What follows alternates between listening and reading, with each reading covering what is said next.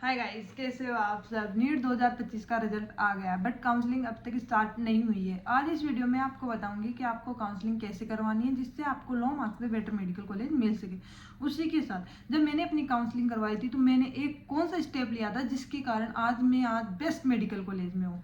तो गाइस, और इस वीडियो के लास्ट में मैं आपको बताऊंगी काउंसलिंग की डेट स्टार्ट क्यों हो रही है नीट 2025 के। तो गाइस, काउंसलिंग से मेन बच्चों के जो डाउट आ रहा है वो है कि स्टेट काउंसलिंग करवाए कि सेंटर काउंसलिंग करवाए, हमारे इतने मार्क्स है तो मुझे क्या करना चाहिए। तो गाइस, मैं आज आपको पूरा क्रिस्टल क्लियर बता देती हूँ कि आपको कैसे क्या करना है और काउंसलिंग कैसे कैसे स्टार्ट होगी। गाइस, सबसे पहले आपकी काउंसलिंग जब की डेट आएगी तब आपको सबसे पहले होगा रजिस्ट्रेशन कोई भी बच्चा करवा सकता है जिसके कट ऑफ मार्क्स से ज़्यादा हो, मतलब एनटीए की जो कट ऑफ मार्क्स है बच्चों के उससे ज़्यादा हो। ठीक है गाइस, फर्स्ट आपको रजिस्ट्रेशन करवाना होता है। जनरल के लिए रजिस्ट्रेशन फीस होती है 2500 रुपये, ये आपको जमा करवानी होती है। ये नॉन रिफंडेबल होता है, ठीक है। और जो SC ST OBC कैटेगरी के कैंडिडेट है उनके लिए होती है 1500 रुपये, और कभी 1200 1300 या 1500 इनके बीच में ये चलती रहती है कि ईयर वाइज कुछ भी चेंज कर दिया जाता है, ठीक है। और सबसे पहले फिर उसके बाद होगा सिक्योरिटी फीस जमा। अब बच्चे बोलते हैं सिक्योरिटी फीस जमा क्यों करवाए। देखो गाइस, गवर्नमेंट का काम होता है कि यदि आपके अच्छे मार्क्स आ रहे हैं तो आपको ये कॉलेज प्रोवाइड करना, ठीक है। गवर्नमेंट आपको यदि कॉलेज प्रोवाइड कर देती है तो गवर्नमेंट का काम खत्म। यदि आप वो सीट ले लेते हो, गवर्नमेंट ने प्रोवाइड कराई, आपने वो सीट ले ली, तो आपको वो सिक्योरिटी फीस वापस रिफंडेबल हो जाती है। लेकिन गवर्नमेंट ने कॉलेज प्रोवाइड कराई बट आपने नहीं ली, एक तरीके से गवर्नमेंट का लॉस हुआ। तो उसके लिए उन्होंने ऐसा किया है कि बच्चे सीट ना छोड़े।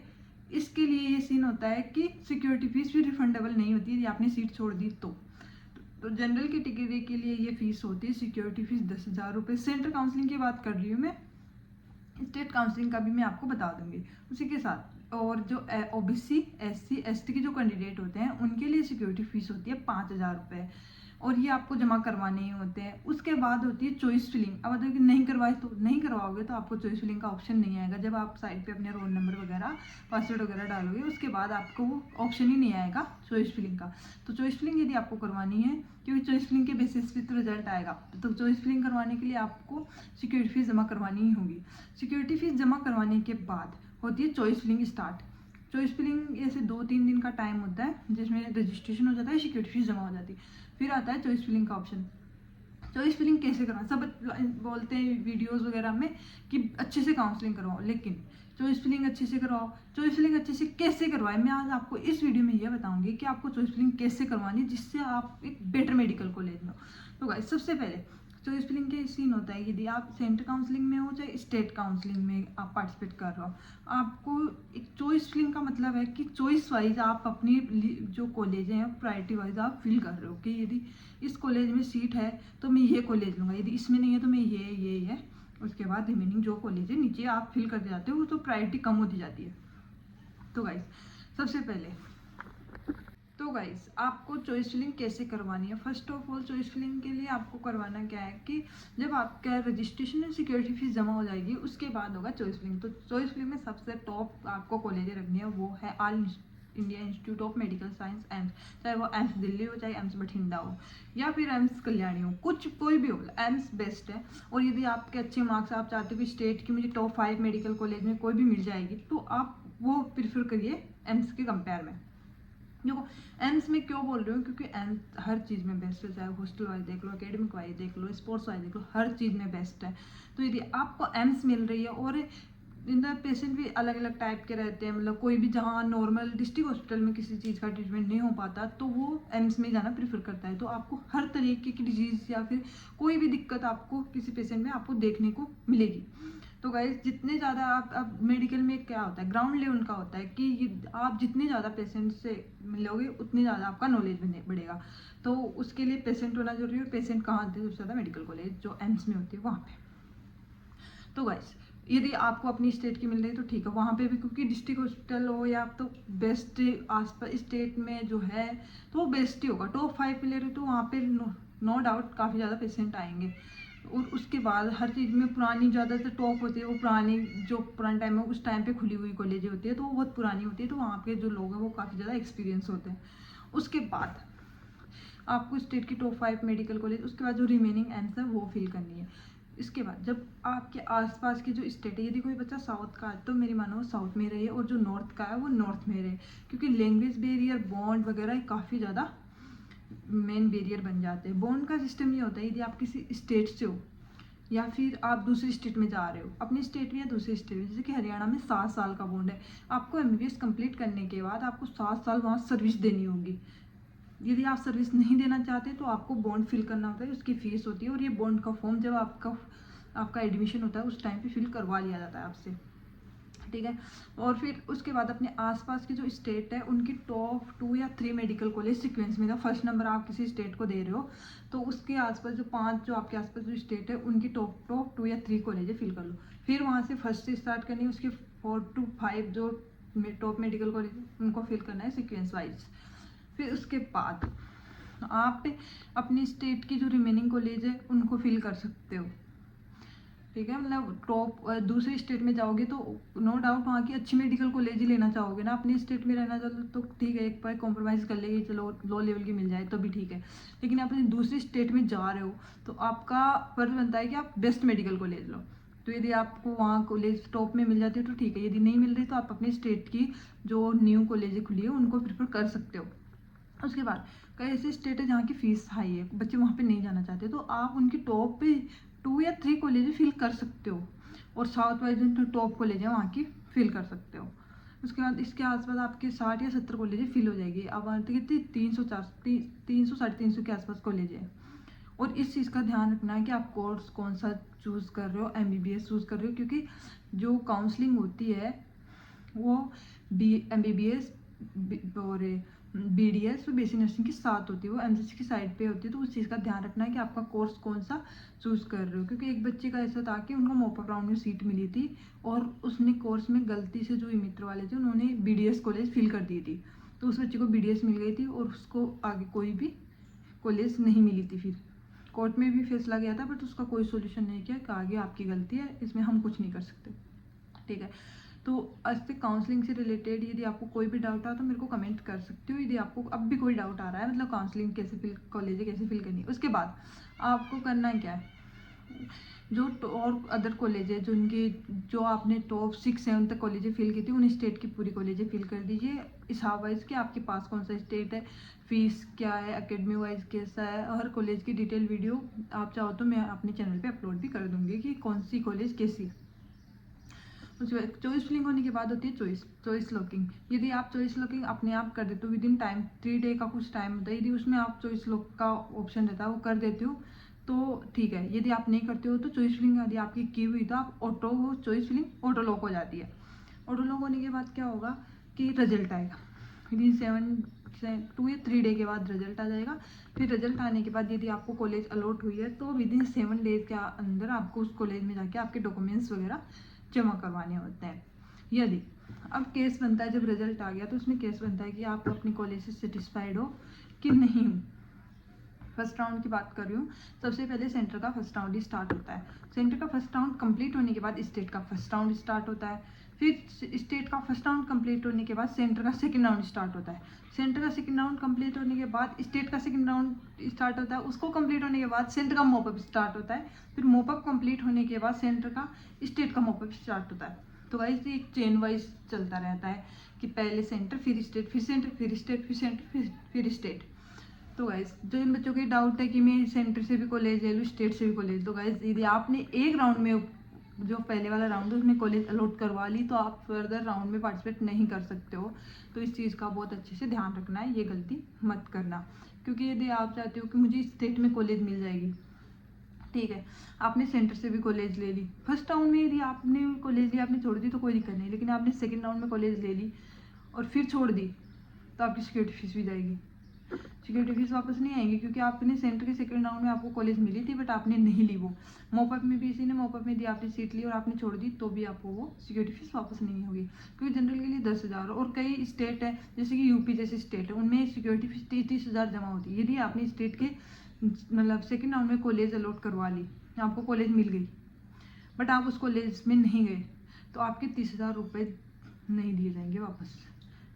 और इस चीज़ का ध्यान रखना है ये आपके काउंसलिंग करवाते टाइम कि आपकी सिक्योरिटी फीस किस अकाउंट से कट हो रही है, आप मेरी मानो तो अपने अकाउंट से कटवाना है, अपने पेरेंट्स के अकाउंट से कटवाना है, किसी और के अकाउंट से मत कटवाना, क्योंकि ये जो फीस होती है वो ऑटो रिफंड होती है। जिस अकाउंट से आपने कटवाई है उसी अकाउंट में वापस आएगी, तो इस चीज़ का काफ़ी ज़्यादा ध्यान रखना है। फिर एक तो बच्चा होता है कि अपनी सीट्स फर्स्ट राउंड में जब रिजल्ट आया अपनी सीट से सेटिस्फाइड है तो ठीक है, उसने कॉलेज ले ली, मिल गई कॉलेज, ठीक है। एक होता है कि या तो सीट मिली नहीं या सेटिस्फाइड नहीं है, तो जो सेटिस्फाइड नहीं है वो या तो सीट छोड़ सकता है या फिर सीट पार्शली सेटिस्फाइड है तो अपग्रेडेशन करवा सकता है। अब अपग्रेडेशन कैसे होगा इसका वीडियो में आपको मतलब उसके बारे में आपको बता दिया, डिटेल वीडियो आप बोलोगे तो मैं वो भी बना दूंगी, क्योंकि अपग्रेडेशन काफ़ी ज़्यादा बच्चे लोग करवाते भी है। उसके बाद अपग्रेडेशन होने के बाद क्या होता है, हाँ, यदि आपको कॉलेज नहीं मिली तो आपको क्या है, आपको सेकंड राउंड में आपको दोबारा चॉइस फिलिंग का ऑप्शन आएगा। फर्स्ट राउंड कंप्लीट होने के बाद स्टेट के फर्स्ट फिर मतलब सेंटर का फर्स्ट राउंड कंप्लीट हो जाएगा। जिन बच्चों को कॉलेज मिले उन्होंने कॉलेज अलॉट करवा ली, नहीं करवाई वो वेकेंट सीट रह जाएगी, वो सेंटर के सेकंड राउंड में काउंट होगी। और फिर होता है स्टेट का फर्स्ट राउंड। स्टेट के फर्स्ट राउंड का भी सेम सीन है, अलग अलग स्टेट के लिए रजिस्ट्रेशन अलग अलग होता है और सिक्योरिटी फीस हर स्टेट की अलग होती है। जैसे कि राजस्थान की जनरल के लिए 10,000 है और उसके लिए 5,000 है ओबीसी SC ST के। लेकिन ऐसे ही यूपी के अंदर रजिस्ट्रेशन फीस है 2,500 है और जो सिक्योरिटी फीस जमा होती है वो 30,000 है। तो वैसे इस चीज़ का ध्यान रखना है कि सिक्योरिटी फीस जिस अकाउंट से कटाए उसी अकाउंट में वापस आएगी। और हाँ, अपग्रेडेशन करना अब आता है कि स्टेट का फर्स्ट राउंड कंप्लीट होने के बाद ज़्यादातर स्टेट का जो फर्स्ट राउंड होता है वो ऑनलाइन ही होता है, ठीक है। फिर आता है स्टेट सेंटर का सेकंड राउंड स्टार्ट होता है। सेकंड राउंड में चॉइस फिलिंग दोबारा होगी, आपको रजिस्ट्रेशन और सिक्योरिटी फीस फिर से जमा करवाने की कोई ज़रूरत नहीं है। आपको फर्स्ट राउंड में कॉलेज मिली है चाहे नहीं मिली, इससे कोई मतलब नहीं है। यदि आपने किसी भी राउंड में फर्स्ट राउंड के किसी भी राउंड में या तो स्टेट के या सेंटर के फर्स्ट राउंड में आपने कॉलेज ले ली तो आप सेंटर के सेकेंड राउंड में पार्टिसिपेट नहीं कर सकते हो। इस चीज़ का काफ़ी ज़्यादा आपको ध्यान रखना है।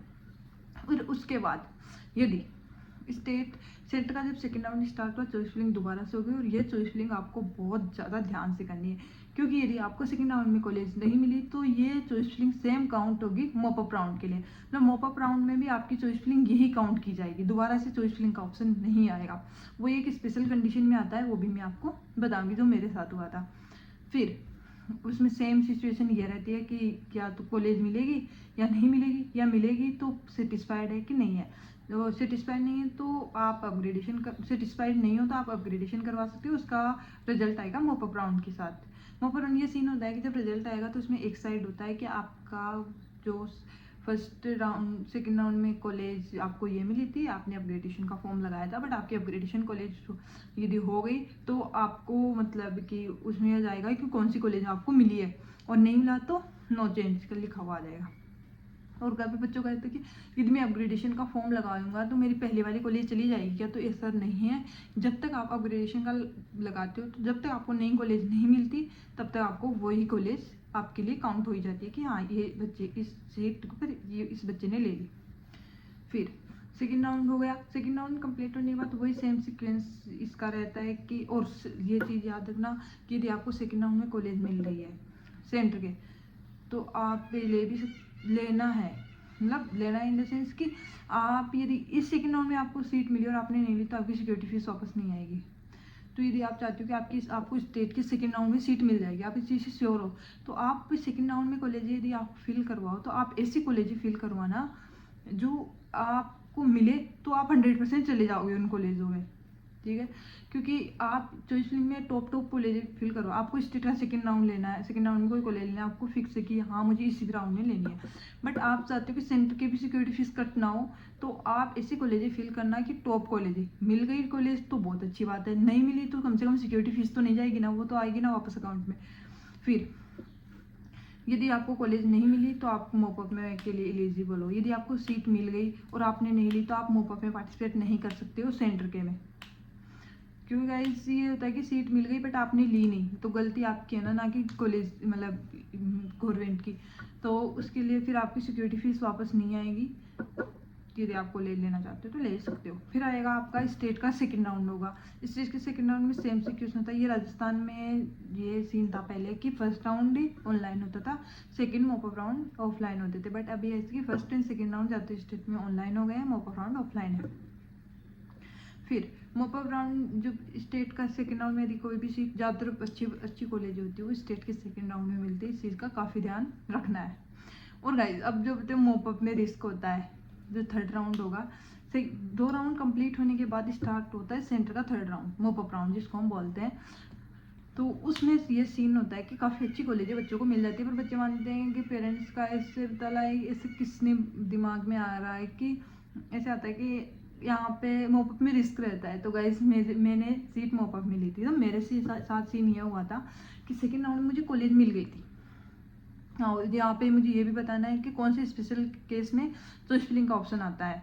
मेरे को सेकेंड राउंड में कॉलेज मिल गई थी सेंटर से, स्टेट से मुझे लेनी नहीं थी। अब मुझे सेंटर से कॉलेज मिल गई थी, तो फिर मैं अब मोपअप में पार्टिसिपेट नहीं कर सकती थी उस सिक्योरिटी फीस के साथ, पर मैंने दोबारा से सिक्योरिटी फीस जमा करवाई थी मोपअप राउंड में पार्टिसिपेट करने के लिए। उसके बाद ही मतलब जो पैसे थे वो 5,000 वो तो कट हो गए थे, वो वापस नहीं आने वाले, वो तो सीट मिल गई, आपने ली नहीं, गलती आपकी, इसलिए वो तो कट गए। फिर आप दोबारा सिक्योरिटी फीस जमा करवाओगे, फिर यदि आप फ्रेश रजिस्ट्रेशन करवा रहे हो, दोबारा सिक्योरिटी फीस जमा करवा रहे हो, तो आपके पास चॉइस फिलिंग का भी ऑप्शन रहता है।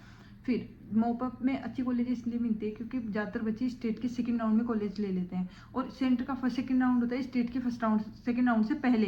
तो जो बच्चे सीट छोड़ते हैं वो सेंटर के फिर मोपअप राउंड में काउंट होती है। तो काफ़ी अच्छी कॉलेज भी मिल जाती है, तो मोपअप में कोई रिस्क वाली बात नहीं होती है। यदि आप चाहते हो कि आप मोपअप में लो तो आराम से ले सकते हो, उसमें कोई दिक्कत वाली बात नहीं है। फिर और गाइस मैं बता देती हूँ कि यदि ज़्यादातर सेफ जोन होता है काउंसलिंग करवाने में, आपको सेकेंड राउंड मतलब मोपअप के तो मतलब सेंटर के तो मोपअप राउंड तक सेफ रहता है, और यदि आप स्टेट से कॉलेज लेना चाहते हो तो स्टेट के सेकेंड राउंड तक सेफ रहता है, क्योंकि ज़्यादातर कॉलेजें फिल हो जाती है स्टेट की सेकेंड राउंड में, और मोपअप में जो सेंटर है वो होती है मोपअप राउंड में। फिर आउट हुए स्टेट का मोपअप होगा सेम, तो मोपअप में ज़्यादा स्टेट के में ज़्यादा सीट फिल खाली नहीं रहती है, और फिर उसके बाद मोपअप में ज़्यादातर सीटें फिल हो जाती है, मतलब 99%। 1% सीट बचती है, वो होती है स्टे वैकेंसी राउंड में काउंट। स्टे वैकेंसी राउंड होता है लास्ट में स्टेट का मोपअप होने के बाद, मतलब स्टेट का सेंटर मतलब थर्ड राउंड होने के बाद। फिर यदि आप स्टे वैकेंसी राउंड, मैंने आपको लास्ट वीडियो में ये बताया था कि आप स्टे वैकेंसी राउंड तक जाने का रिस्क ना लें, क्योंकि यदि गाइस आपको सीट मिल गई और आपने वो सीट आपने को बिल्कुल पसंद ही नहीं है, यदि आप स्टे वैकेंसी राउंड में जा रहे हो तो ये 100% श्योर होना चाहिए कि आपको जो भी कॉलेज मिली आप उसको ले लोगे, क्योंकि यदि आपने स्टे वैकेंसी राउंड में सीट छोड़ दी तो आप नेक्स्ट ईयर काउंसलिंग के लिए बैन हो जाओगे। आपको नेक्स्ट ईयर भी काउंसलिंग नहीं करने को मिलेगी। आपका सिलेक्शन हो गया बट फिर आप काउंसलिंग नहीं करा पाओगे, क्योंकि आप एक तरीके से काउंसलिंग से बैन हो जाओगे। कि गवर्नमेंट, क्योंकि लास्ट राउंड होता है स्टे वैकेंसी राउंड, और आपने एक तरीके से गवर्नमेंट की सीट ले ली फिर भी आपने उसको छोड़ दी, तो वो पूरी ईयर मतलब 5.5 साल तक वो सीट बिल्कुल खाली रहेगी, उस पर कोई दूसरा बच्चा नहीं आ सकता। तो एक तरीके से लॉस हुआ है। जहाँ गवर्नमेंट में इतने कम डॉक्टर है, वहाँ पे एक डॉक्टर और बनता, वहाँ आपकी वजह से एक बच्चा एडमिशन नहीं हो पाया उसका, जो यदि उसको मिलती तो वो बच्चा ले लेता, लेकिन आपने वो नहीं ली। तो इसके लिए नेक्स्ट ईयर के लिए आप बैन हो जाओगे। तो स्टे वैकेंसी राउंड में यदि आप जा रहे हो तो बहुत ध्यान से जाना कि 100% श्योर होना चाहिए कि यदि आपको कॉलेज मिल गई तो आप उसको ले लोगे। ये सीन होता है MBBS और BDS के लिए। BDS के लिए भी सेम सीन है। BDS के भी यदि आप स्टे वैकेंसी राउंड में जा रहे हो और आपने वो सीट नहीं ली तो 1 ईयर के लिए आप बैन हो जाओगे। और स्टेट के स्टे वैकेंसी राउंड में भी एक सीट मिल जाए, मतलब सेंटर में भी इतने MBBS की तो 7-8 लोगों को सीट मिलती है स्टे वैकेंसी राउंड में, ज़्यादा लोगों को नहीं मिलती है। और जो स्टेट का मोपअप होता है उसमें तो बिल्कुल कम चांस होते हैं कॉलेज मिलने के। तो गाइस यदि आप चाहते हो कि आप सेफ जोन में रहो, यदि स्टेट में कॉलेज लेना चाहते हो तो सेकेंड राउंड में ले लेना, और यदि मतलब स्टेट सेकेंड राउंड में लेना, और यदि आप सेंटर से लेना चाहते हो तो आप मोपअप राउंड में कॉलेज ले लेना। स्टे वैकेंसी राउंड में रिस्क भी रहता है, और कॉलेज मिले या ना मिले इसका कोई गारंटी नहीं है। बट मोपअप में 100% श्योरिटी, यदि आपको सेकेंड राउंड में कॉलेज मिल रही है तो 100% श्योर है कि आपको मोपअप में उससे बेटर कॉलेज मिलेगी।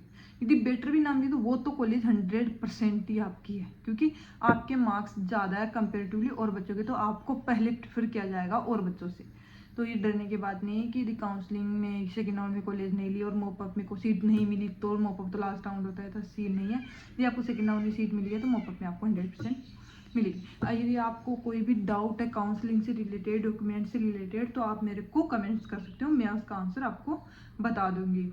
और डॉक्यूमेंट्स का वीडियो मैंने पहले अपलोड कर दिया था, आप वो देख लेना और प्रिपेयर कर लेना, रिस्क मत लेना, क्योंकि लास्ट टाइम यदि आपको मॉपअप में सीट मिली और आप डॉक्यूमेंट्स वेरीफाई करवाने के लिए कॉलेज में गए और वहाँ पे कहीं ना कहीं डॉक्यूमेंट्स में दिक्कत आ गई तो आपका 1 साल खराब हो जाएगा। क्योंकि यहाँ पे कोई हमारा घर वाला तो है नहीं कि भाई घर के मेंबर बैठे हुए हैं वहाँ पे, ठीक है, सही बात तो सही है, डॉक्यूमेंट्स नहीं हुआ तो भी 1-2 दिन की छूट दे देंगे, ऐसा सीन नहीं। यदि हाँ ऐसा हो सकता है कि हमारे साथ एक बच्चा आया था, उसको मतलब उसका कास्ट सर्टिफिकेट सेंटर का अलग होता है, स्टेट का अलग होता है, तो उसने ओनली स्टेट का बनाया था, सेंटर का नहीं मिला था, तो विदिन 7 डे वो कॉलेज में जमा करवाने होते हैं डॉक्यूमेंट्स, यदि आपके 1-2 रह गए तो। बट रिस्क नहीं लेना है गाइस, हर कॉलेज में ये सीन नहीं होता है, कई जो पोलाइट होते हैं वो चलो ठीक है कोई बात नहीं, बट ध्यान रखना इस चीज़ का, काउंसलिंग में कोई भी दिक्कत नहीं होनी चाहिए आपको। और यदि आपको कोई भी डाउट है तो आप मेरे को कमेंट्स में पूछ सकते हो, और मेरे को इंस्टा पे मेडिको विन्नी की जो मेरी आईडी है वहाँ पे कमेंट्स कर सकते हो, मैं आपको बताऊँगी कि आपको क्या करना है, कैसे क्या करना है, या आप अपने मार्क्स और कैटेगरी वाइज आप मुझे कमेंट करके बताइए कि आपके कितने मार्क्स है। और बहुत अच्छे से काउंसलिंग, अब भी आपको यदि कोई भी रिलेटेड या किसी भी चीज़ से रिलेटेड कोई वीडियो बनवाना है तो आप मुझे बता देना, मैं उसका अच्छे से बना दूँ। क्योंकि यार देखो, कोई भी चीज़ कब भी अच्छे से बता पाता है कोई भी इंसान जब उसने वो चीज़ फेस की हुई थी। मैंने टाइम पे मैंने काउंसलिंग की थी, मैंने अपनी काउंसलिंग खुद की थी, तो मुझे पता है मुझे क्या क्या दिक्कतों का क्या दिक्कतों को फेस करना पड़ रहा था। तो गाइस एकदम चिल रहे और खुद भी काउंसलिंग कर सकते हैं, ऐसा कोई सीन नहीं है कि एक्सपर्ट ही काउंसलिंग करवाए, क्योंकि एक्सपर्ट आज के ज़माने में 50-50 हज़ार रुपये मांग रहे हैं बच्चों से। काफ़ी बच्चों से मेरी बात भी हुई थी कि दीदी मेरे से इतने मांगे, मेरे सब है, मैंने अपनी काउंसलिंग खुद की थी, तुम भी तो कर सकते हो, जस्ट स्टिल पैसे देने की कोई ज़रूरत नहीं। 50 हज़ार तो मेडिकल कॉलेजों की फीस भी नहीं होती है, एक की दुखी तो होती है, इस बात नहीं कि किसी की नहीं होती। बट एक चिल रहना, कोई भी डाउट हो तो मेरे को आप कमेंट्स कर सकते हो। Bye bye, tata. हाँ, ये तो बताया नहीं कि काउंसलिंग लेट क्यों हो रही है, तो गाइस मैं आपको बता देती हूँ, काउंसलिंग ऐसा कोई सीन नहीं है कि लेट हो रही है, हर साल का ये सीन है कि 20-25 दिन या फिर ज़्यादातर 15-20 दिन के बाद स्टार्ट हो जाती है। तो अभी तक इतना टाइम नहीं हुआ है, क्योंकि 14 तारीख को रिजल्ट आया था और आज तक इतना सीन नहीं, 20 दिन तक तो ठीक है, नॉर्मल चलती है काउंसलिंग। तो जस्ट चिल रही है, और अपने डॉक्यूमेंट्स वगैरह तैयार कर लीजिए ताकि काउंसलिंग जब स्टार्ट हो तब आपको कोई भी दिक्कत ना आए। Tata, bye bye.